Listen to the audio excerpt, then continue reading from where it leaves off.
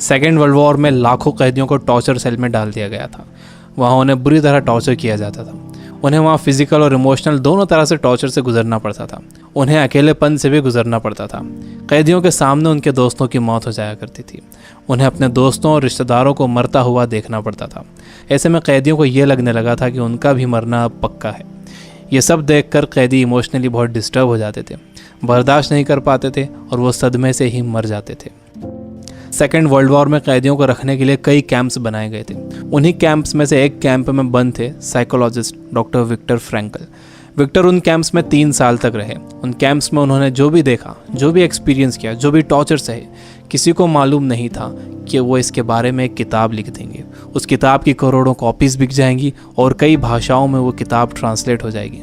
उन्होंने किताब लिखी जिसका नाम था मैन सर्च फॉर मीनिंग। अभी जो कोरोना क्राइसिस चल रही है, आप घरों में बंद हो, बोर हो रहे हो, अच्छा नहीं लग रहा है, तकलीफ़ हो रही है, तो आप अपनी इस तकलीफ़ को ज़रा इन टॉर्चर सेल्स के फ़ोटोज़ से एक बार कंपेयर ज़रूर करना।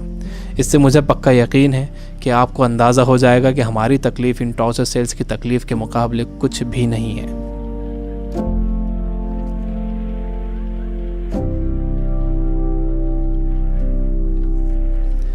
जब विक्टर को इन कैंप्स में डाला गया तो उनके साथ उनकी फैमिली भी थी, लेकिन सब के सब धीरे धीरे मरते गए। विक्टर एक इंसिडेंट बताते हैं। उनके साथ एक कैदी था। उसने फरवरी महीने के आखिर में एक सपना देखा। उसने विक्टर को बताया कि कल रात उसने एक सपना देखा था। सपने में एक आवाज़ गूंजी कि मुझसे जो पूछना है पूछो। तो मैंने उससे पूछा कि हम इस कैंप से बाहर कब निकलेंगे। तो उस आवाज़ ने कहा कि 30 मार्च को तुम लोग बाहर निकल जाओगे।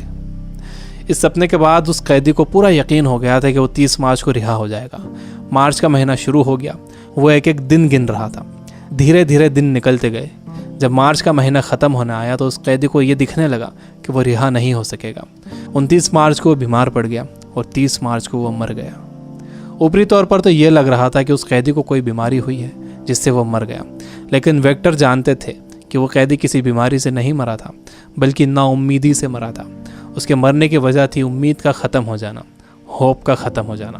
Biggest lesson of this book, इंसान को तकलीफ़ें नहीं मारती हैं, इंसान को धोखा नहीं मारता है, इंसान को चैलेंजेस नहीं मारते हैं, इंसान को नाउम्मीदी मार देती है। जिस इंसान के अंदर आने वाले कल की कोई उम्मीद नहीं होती, कोई ख्वाब नहीं होता, वो इंसान भी नहीं रहता।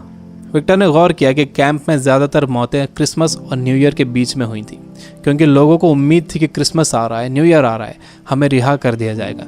लेकिन जब ऐसा नहीं हुआ तो उनकी उम्मीदें टूटी और वो मर गए। जब भी किसी इंसान की उम्मीदें ख़त्म होती हैं तो उसका इम्यून सिस्टम कमज़ोर हो जाता है, और जब किसी का इम्यून सिस्टम कमज़ोर हो जाता है तो वो किसी भी छोटी मोटी बीमारी से मर सकता है। यानी पहले उम्मीदें ख़त्म होती हैं, उससे इम्यून सिस्टम कमज़ोर होता है, उसके बाद वो बीमारी ताकतवर हो जाती है। दूसरी चीज़ विक्टर ये बताते हैं कि आपके पास ज़िंदा रहने के लिए एक बड़ा सपना होना चाहिए, एक लॉन्ग टर्म गोल होना चाहिए। जिसके पास आने वाले कल के लिए बहुत बड़ा ख्वाब है, उसके लिए आज की तकलीफ़ें, आज की प्रॉब्लम्स बहुत छोटी होती हैं। जब किसी का बिलीफ बड़ा होता है, किसी का कॉन्फिडेंस बड़ा होता है, किसी का सपना बड़ा होता है, किसी का कमिटमेंट बड़ा होता है, तो उसके सामने आने वाली क्राइसिस, प्रॉब्लम्स, तकलीफ़ें सब छोटी हो जाती हैं। हम कोरोना वायरस की क्राइसिस से घर में रहकर मुकाबला कर सकते हैं। आपको अपनी सुरक्षा करना है, लेकिन इससे घबराना नहीं है। आपको अपनी उम्मीद को ख़त्म नहीं होने देना है। विक्टर कहते हैं कि जब कोई प्रॉब्लम या बीमारी आती है तो आपकी बॉडी कमज़ोर पड़ जाती है, लेकिन आपका माइंड बहुत पावरफुल है। आपको इसे कमज़ोर नहीं पड़ने देना है। आप रोज़ टीवी देख रहे हो, आप बुरी न्यूज़ सुन रहे हो कि इतने मरे, इतने बचे, इतने सीरियस, यह आपको मेंटली वीक बना देगा। आप मेंटली वीक हो जाओगे तो आपका इम्यून सिस्टम भी कमज़ोर हो जाएगा, जिससे आपका बीमार होने का ख़तरा बढ़ जाएगा।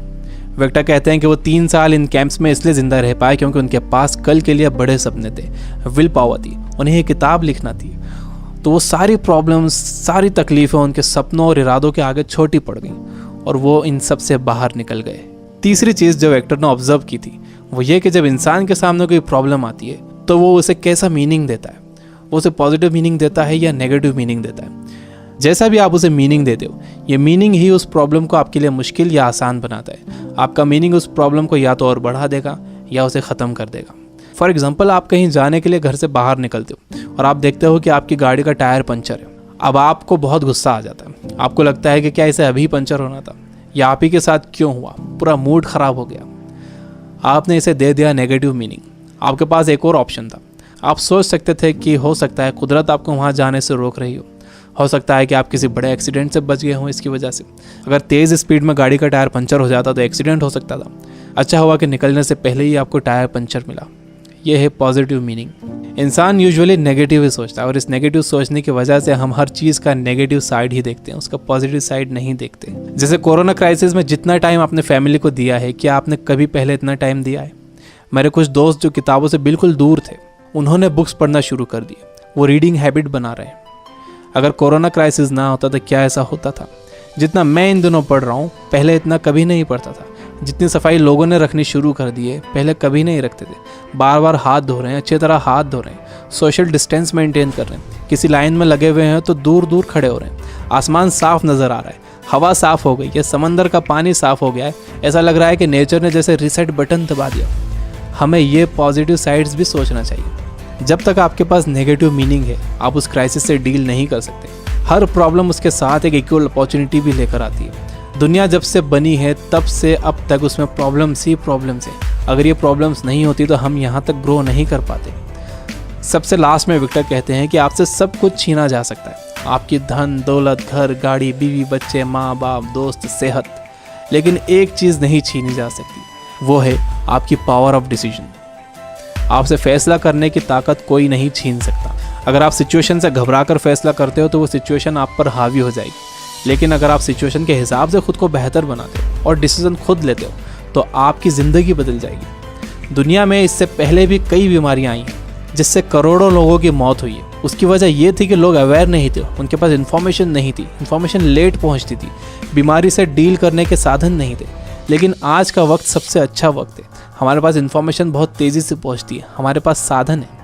मुझे पूरा यकीन है कि आगे और भी अच्छा वक्त आने वाला है और मैं आपको उम्मीद दिलाता हूँ कि आगे सच में बहुत अच्छा वक्त आने वाला है। You guys are amazing. Keep reading, keep learning, keep growing. Thank you for watching.